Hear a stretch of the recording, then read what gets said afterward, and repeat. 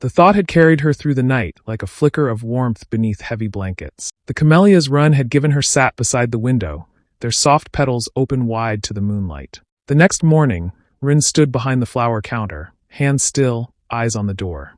Amanda was always on time. Whether the snowfall was heavy or light, she appeared like clockwork, her scarf trailing behind her, a soft smile lighting up her tired eyes. But now 20 minutes had passed. The stool by the heater remained empty. The bell above the shop door was silent. Rin checked the street. Nothing but snowflakes falling like gentle ash from the sky. A strange unease coiled in his chest. Maybe she was just tired. Maybe she overslept. Or maybe... No. Without thinking, he untied his apron, grabbed his coat, and crossed the street. The old wooden stairs leading to Amanda's room creaked under his boots. He knocked once. Twice. No answer. Amanda? Still silence. He turned the knob. It was unlocked. His heart dropped. The door creaked open to reveal a chilling sight. There, in the middle of the floor, Amanda lay curled on her side. Her scarf was soaked from the tea she had spilled, and her notebook was splayed beside her, pages fluttering like wings.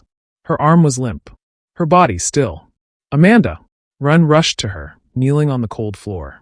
He touched her cheek, icy. Her lips pale. Hey, look at me, he said, voice low but urgent. Amanda, can you hear me? No response. His fingers flew to her wrist. Pulse faint but there. Stay with me, he whispered. Then he lifted her into his arms. Within an hour, Amanda had been flown by medical helicopter to one of Japan's top hospitals in Sapporo. Word traveled fast. When the medical staff discovered who had brought her in, there was a quiet ripple through the hospital halls. Aizawa Run, the fallen prodigy, was back. Not just as a visitor, but this time as a surgeon. Amanda was stabilized in the ICU, but her condition was dire. The pressure on her spinal cord had increased dramatically, cutting off circulation to vital nerves. It was the progression they feared, but much faster than expected. The team of neurosurgeons who had come and reviewed her MRI scans with grave expressions. Her prognosis without intervention was grim. And yet, among them, all eyes eventually turned to the man who stood silently in the back of the room. Hands in his coat pocket, face unreadable. The department head, Dr. Nakatomi, Ren's former chief, stepped forward slowly. I never thought I'd see you in this hallway again, he said, voice carrying weight and warmth. Ren gave a slight bow. Thank you for allowing me in, sir. You wrote the original surgical theory for this condition, Dr. Nakatomi said, glancing at the screen. Now you'll perform it. Ren nodded. His sister, Saki, stood beside him, arms folded but expression strained. She had agreed to assist in the surgery, but the emotions of the past still hovered like ghosts. The team began to prepare the surgical plan. Nurses readied the oar. Saki quietly adjusted her gloves, her face calm but her eyes flickering with anxiety. As she walked up to her brother, she paused. Run, she said quietly. Are you sure you can do this? He looked at her, truly looked. There was no fear in his eyes. Only something stronger. Something steadier. I have to, he said simply. Saki held his gaze for a beat longer. But then, Ren added, in a voice so quiet it was almost a breath. She's going to be my wife. Saki froze. I have to save her, he said, voice breaking with a kind of reverent desperation. Not just as a surgeon. As her future. Saki's eyes burned, but she nodded. Then let's bring her back. Meanwhile, Amanda lay unconscious as machines monitored her fading strength. Time moved differently around her.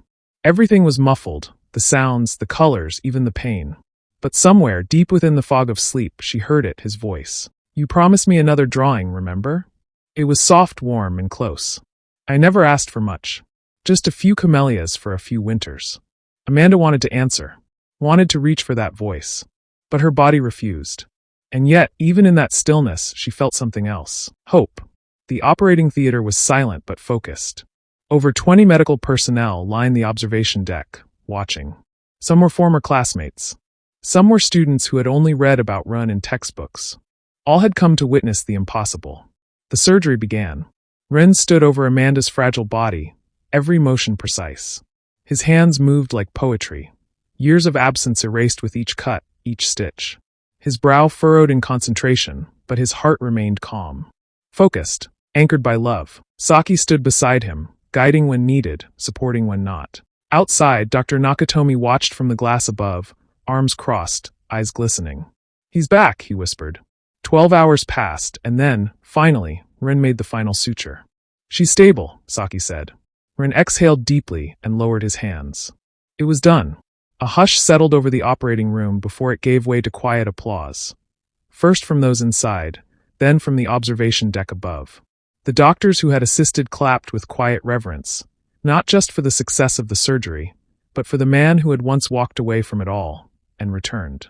When Rin walked out, Dr. Nakatomi approached and congratulated him.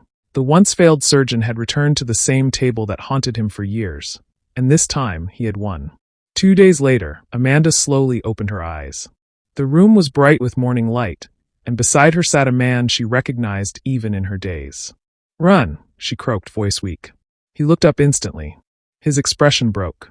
Relief and wonder washed over his face like melted snow in spring. "You scared me," he whispered. Her lips twitched into a tired smile. "Didn't mean to." "You're safe now," he said, gently brushing a curl from her forehead. "You're here." Tears welled in her eyes. "Did you do it?" He nodded. "Yes." Her hand searched for his, and he held it tightly. "I knew you would," she said. He leaned closer. "You said snow is honest. And you said camellias endure," she whispered. "They do," he said softly. "Just like you." She blinked back tears. "You saved me." "No," Rin whispered, brushing a kiss to her knuckles. "You brought me back." That evening, as Amanda slept peacefully for the first time in weeks, Rin stood outside her hospital room. Snow was beginning to fall again, coating the glass in soft white. Saki came to stand beside him. "She'll need time," she said gently. "She'll have all of it," he replied. Saki turned to him. "You meant it, didn't you? About her being your wife." Rin didn't smile. He just looked through the glass at the woman asleep inside. "Yes," he said, smiling. "She's my winter bloom." His sister looked at him, and then she finally smiled as well and said, "Well then, brother, do cherish her well. She is an amazing person." Rin nodded. And together, they stood quietly, watching the snow fall outside. The days passed gently, and with them, the world began to shift. By the following week, the snow outside the hospital had begun to melt. Where once the landscape was blanketed in layers of white, tiny streams now traced their way down rooftops and windowsills. Winter slowly was loosening its grip. And inside room 415 of Sapporo's most prestigious hospital, Amanda Owusu was doing the same. Each morning, she awoke with a little more strength. Each evening, her fingers held her pen with a little more steadiness. The tremors, once sharp and cruel, had dulled into whispers. But it wasn't just the surgery that saved her. It was what came after. The quiet knock on the door each dawn, followed by a man stepping in with a cup of tea in one hand and camellias in the other. Rin, unchanged and yet entirely transformed, sat beside her like a constant vow, no words needed. He was there. That was enough. One morning, as the pale light filtered through the blinds, Amanda sat up, her voice still a bit hoarse. "Do you ever miss it?" she asked, eyes fixed on the hospital ceiling. Rin glanced at her. "Miss what?" "This. The white coats. The chaos. The saving lives." He looked thoughtful. "Sometimes. Then go back," she whispered. Rin turned toward her, his expression unreadable. Amanda smiled faintly. "I'm not dying, Rin. You gave me back a whole life. Don't sit here watching me breathe. Go make someone else breathe easier too." Rin didn't speak right away, but his hand reached for hers. He pressed his lips to her knuckles and whispered, "Only if you promise to wait for me." Amanda laughed softly. "I waited my whole life to feel this alive. I can wait a little longer." And then he nodded and pulled her gently into his arms. It took 3 more months for Amanda to regain her full strength. The day she was discharged, sunlight greeted her like an old friend. Her steps were steady. Her spine, once burdened with pain, now carried her with grace. Rin came to pick her up, not at the hospital gates, but at her room, suitcase in hand and a quiet excitement in his eyes. After they had arrived back at BA, instead of him sending her straight home, he guided her silently to Yuki Hana. The shop was closed, the blinds drawn, but when he unlocked the door and let her in, Amanda froze. The entire shop was filled with camellias. Pink, white, crimson, blooming in vases, cascading from shelves, draped along the counter like a river of petals. A soft golden light spilled across the wooden floor. And in the center of it all, her old stool by the heater. She turned to him, tears already gathering. "Run!" He didn't speak. He reached into his coat pocket and pulled out a small velvet box. Then slowly he knelt. "Amanda Owusu," he said softly, voice thick with emotion. I've watched you smile through pain, love through silence, and bloom through winter. Will you marry me? Amanda's breath caught. She nodded, a laugh escaping through her tears. Yes, she whispered. Yes. He rose quickly, cupped her face in both hands, and kissed her, with everything he had. It was not a kiss of promises, but of certainty, of survival, of spring breaking through winter. And for the first time in a long, long while she was home. 3 months later, cherry blossoms danced across the skies of Bie like confetti from the heavens. The small chapel at the edge of town was filled with townsfolk, children Amanda once treated, elderly patients who had come to love her, and every person whose life she had touched in the quiet way only Amanda could.